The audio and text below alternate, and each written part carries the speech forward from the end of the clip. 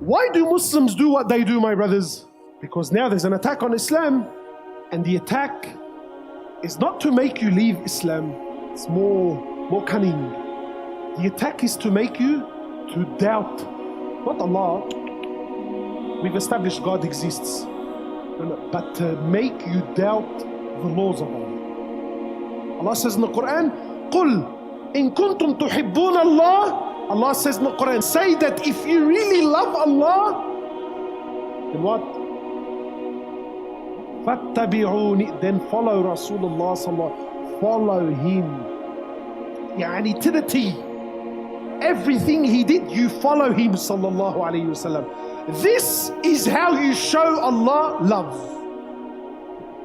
This is how you show Allah love. We need to understand, my brothers, that our deen, our halals and our harams and our rights and our wrongs are there because Allah put them there.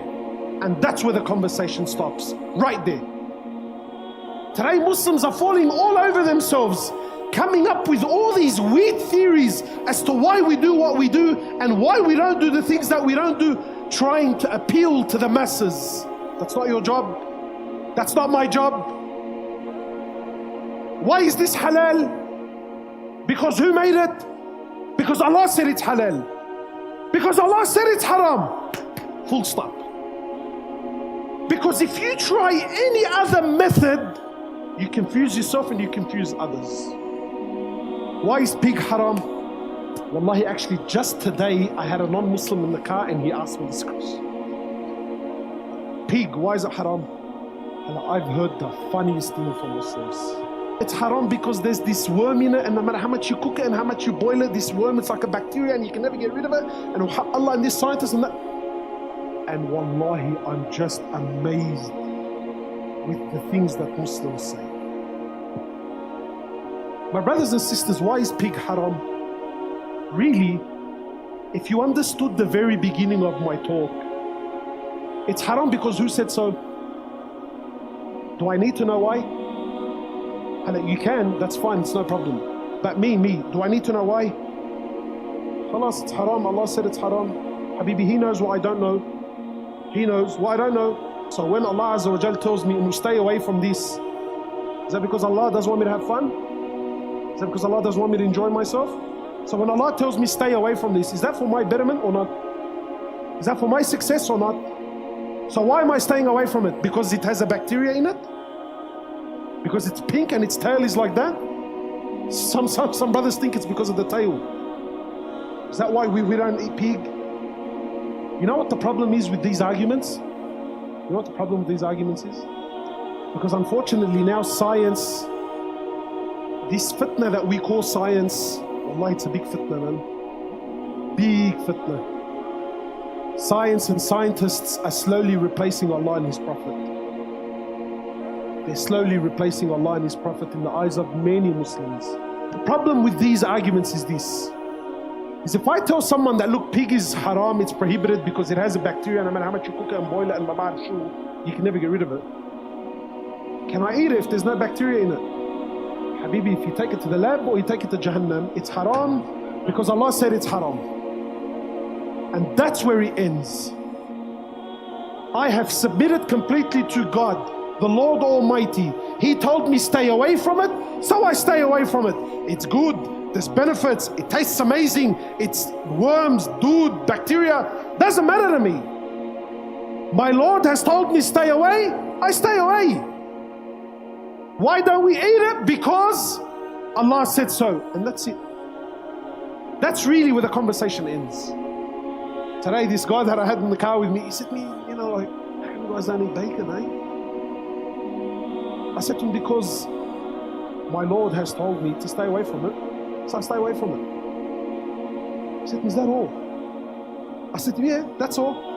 I said, it's not cursed, it's not like some evil animal. It's an animal like all the other animals. It's a creation of Allah. In that sense, we love and in that sense that it's a creation of Allah, He worships Allah, and it has its role in the it has its role. But Allah has told us to stay away from it. Wallahi, he said, is that all? I said, yeah, that's all. He said, man, some guy once told me that he did a sexual act in front of God, so God cursed it and did. Some Muslim, wallahi, some Muslim. Why do women cover up? Why? Because Allah said so. Why do you fast the month of Ramadan? No, because some scientists said that if you fast, it does this amazing thing to your body. And I'm sure there's a lot of amazing benefits through fasting. There's no deny, I'm sure there is. But we do what we do because Allah said so. Full stop. Don't fall all over yourself trying to convince and come up with this amazing theory. You and I as Muslims, we do what we do because Allah said so, and we don't do what we don't do because Allah Azza wa Jal said so. He knows what I don't know. And my job as a Muslim, someone that has submitted completely to Allah, is to follow and to obey. And if I follow and I obey, whether people like it or not, you will find happiness and success in this world and in the hereafter. And you know what I find amazing, my brothers? You know what I find amazing? Is sometimes when you say this to people, nah brother, not me, I have to know. When you accepted Allah in the beginning, you accepted Him to be the all-knowing, true or not, the all-seeing, the all-wise, the all-powerful. So when this Allah sends me something, He says to me, don't do it, I don't need to investigate after. You can, that's fine. There's no problem in you finding out the wisdom behind things. That's fine. But to question Allah, and again, this is what I find interesting. This same brother, every single one of us, we submit to anything and everything else except when it comes to the things I should be submitting to with my eyes closed. I'll give you an example. Wallahi, most of us, so that I don't fall in trouble, most of us here now, yeah, when you go to the doctor, does anyone question the doctor? Do you? You don't? Generally speaking, when you and I go to the doctor, you know and I know where he's from, where he's been, what he... You have no idea. Wallahi, you got no clue. You go to the doctor, and I don't know, I walked in, the guy was wearing a suit and a tie, he's sitting behind the table, and there was a certificate on the wall, bro. What else do you want from me? What else do you want, brother? I walked in, he was in a suit and a tie, he was sitting on a nice desk, he had a nice pen, and there's a certificate. Where the certificate is from, who signed it, does that university actually exist?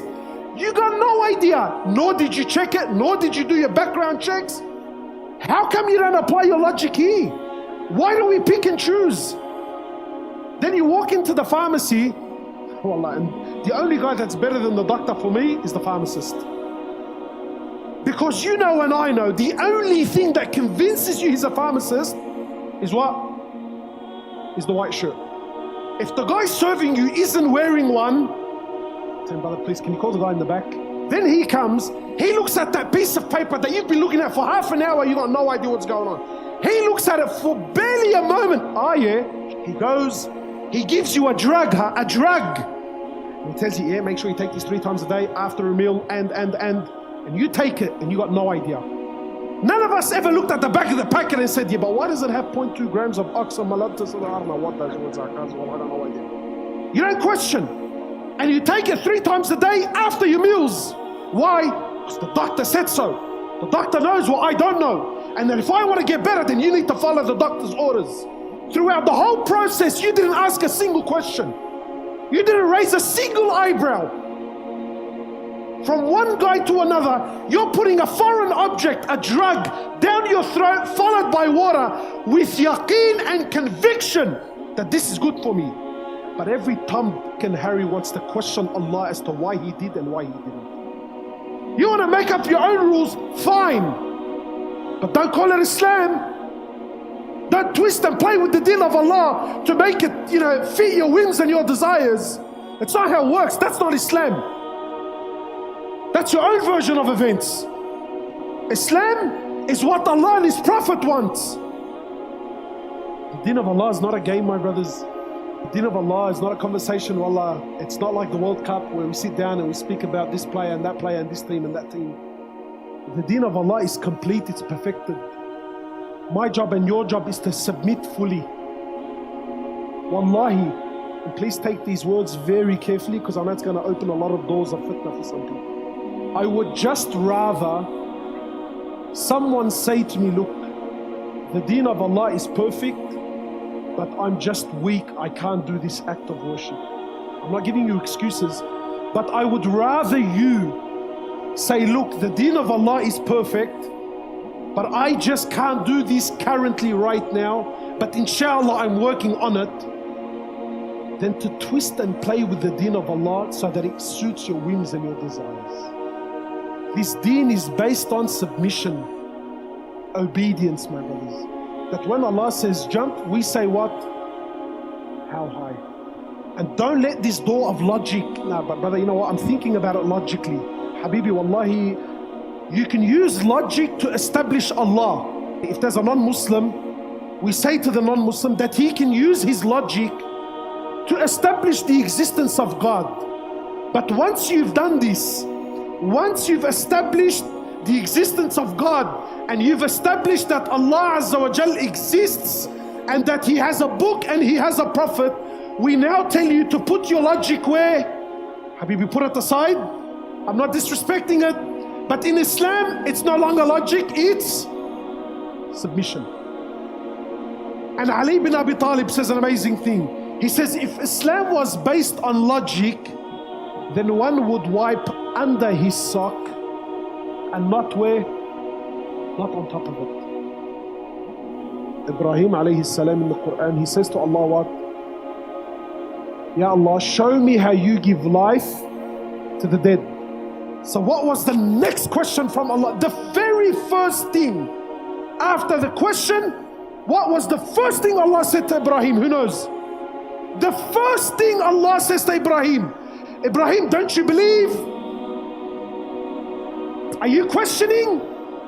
Are you doubting? What did Ibrahim say? He says, no, Ya Allah, I believe fully. I don't doubt you at all. But to strengthen my Imaan, I'm not doubting you, Ya Allah. I know you can do it. But I want you to show me to strengthen my faith in you. So there's no problem in questioning to understand the wisdom behind something, to strengthen your faith. But don't ever question Allah and His Prophet. If it's authentic, you know that it's pure, it's only good for me. Allah will never harm me, no matter how difficult it is for me.